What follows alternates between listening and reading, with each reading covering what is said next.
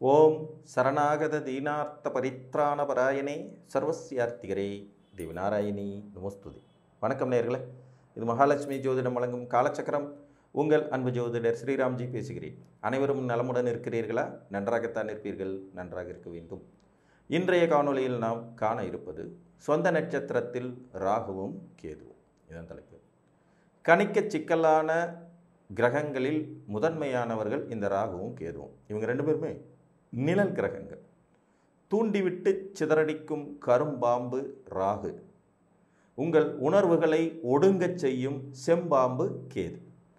So இந்த ரெண்டு பேருக்கும் தலா மூணு வீடுகளில் சொந்த நட்சத்திரங்கள் உண்டு. ராகுவுடைய நட்சத்திரங்கள் மற்றும் கேதுவுடைய நட்சத்திரங்கள் உடைபடாத நட்சத்திரங்கள் வேறு. ரொம்ப பவர்ஃபுல்லாக அந்த வீட்டை ஆளுமை செய்யக்கூடிய நட்சத்திரங்கள். மிதுனத்தில் ராகுவின் திருவாதிரையும், துலாத்தில் ராகுவின் சுவாதியும், கும்பத்தில் ராகுவின் சதய நட்சத்திரமும் உண்டு. அதே மாதிரி மேசத்தில் கேதுவின் அஸ்வினி நட்சத்திரமும், சிம்மத்தில் கேதுவின் மகம் நட்சத்திரமும், தனுசில் கேதுவின் மூல நட்சத்திரமும் இருக்கும். இப்போ இந்த சொந்த நட்சத்திரத்திலேயே ராகுவும் கேதுவும் இருக்கிறாங்கன்னா எப்படி செயல்படுவாங்க அப்படிங்கிறத பார்க்கலாம். நேச்சுரலாக மூல நூல்களில் சொல்லப்பட்ட விளக்கத்தின் அடிப்படையில் சந்திரனின் இருவேறு மாறுபட்ட ஒளிப்புள்ளிகள் தான் ராகுவும் கேதுவும் அப்படின்னு சொல்லுவாங்க. இதில் சந்திரனை மட்டும் விட்டுட்டு, சப்த கிரகங்களில் சந்திரனை மட்டும் விட்டுட்டு மீதி இருக்கக்கூடிய 6 கிரகங்களாகவும் பிரதிபலிக்கும் தன்மை இந்த ராகுவுக்கும் கேதுவுக்கும் உண்டு. மேசத்தில் செவ்வாயுடைய வீடான மேசத்தில் அஸ்வினி நட்சத்திரத்திலேயே கேது பகவான் அமர்றாருன்னா அவர் ஆட்டோமேட்டிக்காகவே முழுமையான செவ்வாயை செயல்பட ஆரம்பிச்சிடுவார். அந்த வீட்டின் அதிபதியாகவே மாறிடுவார். செவ்வாய் மாதிரியே அந்த வீட்டில் ஆட்சி பெற்ற செவ்வாய்க்கு நிகராக, இன்னும் சொல்லப்போனால் அதை விட பவர்ஃபுல்லாக செவ்வாயை போலவே செயல்படும் தன்மை கொண்ட கிரகமாக கேது மாறிடுவார். இதே கேது பகவான் சிம்மத்தில் மகம் நட்சத்திரத்தில் இருக்கும்போது முழுமையாக சூரியனாக மாறிவிடுவார். சிம்மத்தில் ஆட்சி பெற்ற சூரியன் எப்படி செயல்படுவாரோ அதே அளவுக்கு வலிமையாக அதிகாரம், தோரணை, அந்தஸ்து, அரசு வேலை, முன்னேற்றம், மருத்துவ தொழிலில் சாதிக்கிறதுங்கிற மாதிரியான, அப்படியே சூரியன் என்ன தருவாரோ அதை கேது கொடுக்குற மாதிரியான அமைப்புகளில் வந்துடுவார். இதுவே தனுசு மூலத்தில், தனுசு ராசியில் மூல நட்சத்திரத்தில் கேது உட்கார்றாருன்னா இப்போ முழுக்க கேது அப்படிங்கிறவர் உங்களுக்கு குருவை போல செயல்படும் தன்மை கொண்டவர் ஆயிடுவார். குரு இருந்தால் எப்படி தனுசில் ஆட்சி பெற்றவராக இருந்தால் என்ன வேலை செய்வாரோ அதே வேலையை செய்வார். இதில் செவ்வாய் மாதிரியும் சூரியன் மாதிரியும் குருவை போலவும் கேது மாறும் இயல்பு கொண்டவராக இந்த சொந்த நட்சத்திரத்தில் அமரும்போது செயல்படுவாருங்கிற போது மற்ற குணங்களும் அவரிடத்தில் சிறிது கலந்திருந்தாலும் முதன்மையாக தான் நின்ற வீட்டின் அதிபதியாக மாறிவிடும் தன்மை கொண்டவராவாங்க. இப்போ மேசத்தில் கேது இருக்கார், அஸ்வினி நட்சத்திரத்தில் இருக்காருன்னா செவ்வாயின் குணங்கள் 80%, பாக்கி இருக்கக்கூடிய சூரியனோட குணம் ஒரு 10%, குருவோட குணம் ஒரு 10% செயல்படும். இதுவே தனுசு வீட்டில் மூல நட்சத்திரத்தில் அவர் கேது இருக்கிறார் அப்படிங்கும்போது குருவின் குணங்கள் 80%, செவ்வாயின் குணமாக ஒரு 10%, சூரியனுடைய குணம் ஒரு 10% செயல்படும். சிம்ம வீடு மகம் நட்சத்திரத்தில் கேது அமர்ந்திருக்கிற போது சூரியனின் குணங்கள் 80%. இப்போ அந்த உங்கள் லக்னத்துக்கு சூரியன் யாரோ அந்த அடிப்படையில் அவர் செயல்படுற குணம் 80%, குருவின் குணமும் செவ்வாயின் குணமும் மீதி இருக்கிற 10% செயல்படும். இதுதான் சொந்த நட்சத்திரத்தில் கேது உட்கார்ந்தா செயல்படக்கூடிய விதியின் தன்மை. அப்படியே ராகு பகவான் எடுத்துக்கிட்டிங்கன்னா மிதுனத்தில் திருவாதிரை நட்சத்திரத்திலே ராகு அமர்றாருன்னா முழுக்க அவர் புதன் மாதிரி செயல்பட ஆரம்பிச்சிருவார். புதனுடைய நடவடிக்கைகள், புதனுடைய அறிவாற்றல், புதனுடைய விரிவுபடுத்துதல், புதனுடைய விஞ்ஞான யுக்தி, இந்த மாதிரியான விஷயங்களை கொடுக்கறது, அந்த அறிவாற்றலை எப்படி குறுக்கு வழியில் பயன்படுத்தி வாழ்க்கையில் முன்னுக்கு வர்றதுங்கிற மாதிரியான அமைப்புகளை செய்ய ஆரம்பிச்சிடுவார். இதுவே துலாத்தில் சுக்கிரனுடைய வீட்டில் சுவாதி நட்சத்திரத்தில் அவர் உட்கார்ந்துருக்கார் ராகு அப்படிங்கும்போது முழுக்க இங்கே சுக்கிரனாக செயல்பட ஆரம்பிச்சிடுவார்.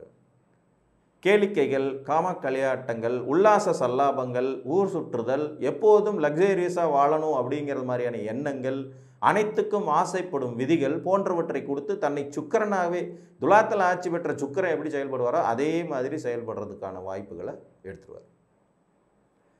கும்ப வீட்டில் சனி பகவானுடைய வீட்டில் சதய நட்சத்திரத்தில் ராகு உட்கார்ந்துட்டு இருக்காருன்னா இங்கே முழுக்க தன்னை சனியாக மாற்றிக்கொள்ளும் தன்மை கொண்டவராகிடுவார்.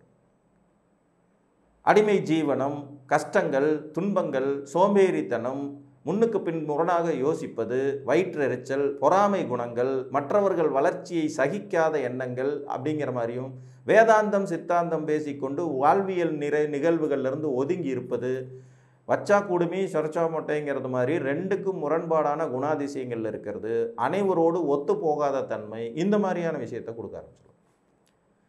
இதில் மிதுனத்தில் ராகு பகவான் உட்கார்ந்துட்டு இருக்கும்போது பார்த்தீங்கன்னா 80% புதனுடைய குணத்தோட 10% சுக்கிரன் மற்றும் சனியோட குணத்தை சேர்த்து செயல்படுத்துவார் தனது தசை காலங்களில். இதுக்கு ரொம்ப ரொம்ப முக்கியம், ராகு கேதுகள் சொந்த நட்சத்திரத்தில் உட்காரும்போது அந்த வீட்டு அதிபதிகளாகவே மாறிவிடுவார்கள்ங்கிற விதியோடு அவர்களின் தசா காலங்களிலேயே அந்த பலன்கள் நடக்கும் அப்படிங்கிறதை நீங்கள் மறந்துடக்கூடாது. ஸோ ஒவ்வொரு திசையிலையும் ராகு புத்தியோ கேது புத்தியோ வருமே சார், அப்போ என்ன ஆகும்னா அதற்கான பலன்கள் ரொம்பவுமே குறைந்த அளவில் தான் இருக்கும். இங்கே தசாநாதனுக்கு கட்டுப்பட்ட புத்திநாதர்களாக இவங்க செயல்படுவாங்க. இப்போ ஒருத்தருக்கு குருமக திசையில் கேது புத்தி வருது. இந்த கேது பகவான் மேச செவ்வாயுடைய வீட்டில் அஸ்வினி நட்சத்திரம் சுயசாரத்தில் உட்காந்துட்டு இருக்காருன்னா, இப்போ குரு திசையில் செவ்வாய் புத்தியில் என்ன பலன் நடந்ததோ அதே ரிபீட் பலன் இந்த கேது புத்தியிலையும் நடக்கும். இதுதான் டிஃப்ரென்ஸ். புரிஞ்சிச்சிங்களா? ஒருத்தருக்கு சனி மகா திசையில் ராகு புத்தி நடக்குது. இப்போ சனி பகவானுடைய திசையில் ராகு புத்தி நடத்தும்போது இந்த ராகு சுக்கரனுடைய வீடான துலாத்தில் சுவாதி நட்சத்திரம் சொந்த நட்சத்திரத்தில் உட்காந்துட்டு இருக்காருன்னா, அந்த சனி திசையில் சுக்கர புத்தியில் என்ன பலன் நடந்ததோ அதே பலன் திருப்பி இந்த ராகு புத்தியிலையும் நடக்கிறது மாதிரியான பலன்களை வரும். புரிஞ்சிச்சுங்களா? துலாத்தில் உட்கார்ந்துட்டு இருக்கிற ராகு பகவான் 80% சுக்கிரனை போலவும் 10% சனி மற்றும் புதனை போலவும் செயல்படும் தன்மை கொண்டவராக மாறுவார். கும்பத்தில் உட்கார்ந்துருக்கிற ராகு பகவான் அவர் சதய நட்சத்திரத்தில் உட்கார்ந்துட்டு இருக்கும்போது பார்த்தீங்கன்னா 80% சனிக்கு உண்டான கடுமையான பலன்களையும் ஒரு 10% புதன் மற்றும் சுக்கிரனுக்கு உண்டான பலன்களையும் கொடுப்பார். பொதுவாக ராகு எப்படிப்பட்ட கிரகம்னா ஒருத்தருடைய சக்திக்கு மீறி செயல்பட வச்சு தூண்டி விட்டு சிதறடிக்கக்கூடியவர். கேது எப்படிப்பட்ட கிரகம்னா செயல்படவே விடாமல் போட்டு இழுத்து உள்ளே இழுத்துறக்கூடிய தன்மை கொண்ட கிரகம். வேதாந்தம் சித்தாந்தம் சாமியார்த்தனம் அனைத்திலும் ஒதுங்கி நிற்பது, பட்டற்ற தன்மை, இவைகளை கொடுக்குற கிரகம் கேது. எல்லாத்துக்கும் முயற்சி பண்ண பார்க்குறது, எப்படின்னாலும் வாழ்க்கையில் சந்தோஷமாக இருக்கணும்னு நினைக்கிறது, ஹார்ட் ஒர்க்கு, அடுத்தவன் உழைப்பை திருடுறது, எப்படி சீட்டிங் பண்ணுறதுங்கிறத கற்றுக் கொடுக்குற கிரகம் ராகு. ஸோ இது ஒரு விதி, இது ஒரு விதி. ராகுவில் ஆரம்பித்து கேதுவில் முடிந்துவிடும் வாழ்க்கை அப்படின்னு நான் அடிக்கடி சொல்லுவேன். நிறைய காணொலிகளில் இந்த வார்த்தையை யூஸ் பண்ணியிருப்பேன். ஒரு ஆணுடைய உயிர் அணுக்கள் ராகு போல தோற்றம் கொண்டவையாக இருக்கும். இதன் மூலம் ஒரு கருமுட்டையில் நுழைந்த அந்த உயிரணு ஒரு உயிரை உற்பத்தி செஞ்சு ஒரு குழந்தையாக கொடுக்குது. அந்த குழந்தை வளருது, வாலிபன் ஆகுது, கல்யாணம் பண்ணுது, குழந்தை பெற்றுக்குது, மத்தியம வயது வருது, எல்லாத்துலேயும் போராடுது, வெற்றி அடையுது அல்லது தோல்வி அடையுது. ஐம்புலன்களும் அடங்கி போய் மறுபடியும் மோட்சத்துக்கு போகுது. இதுதான் கேது. மோட்சக்காரகன் அப்படின்னு கேதுவை சொல்லுவான். ஐம்புலன்கள் மூலமாகவும் அனுபவிக்கிற விதிகளை விரிவுபடுத்தி கொடுக்குறவர் ராகு. அந்த ஐம்புலன்களையும் சுருக்கி ஒரே அச்சில் அடக்கி வைக்கக்கூடியவர் கேது. நீங்கள் ராகு கேதுவுடைய உருவங்களை பார்த்தீங்கன்னா ராகு ஒற்றை தலை கொண்ட பாம்பு உருவத்தில் இருப்பார். கேது 5 தலையும் ஒரே இடத்துல அடங்கி போகிற மாதிரியான ஒரு மனித உருவத்தில் இருப்பார். ஸோ இதுதான் அதனுடைய சூட்சுமம்.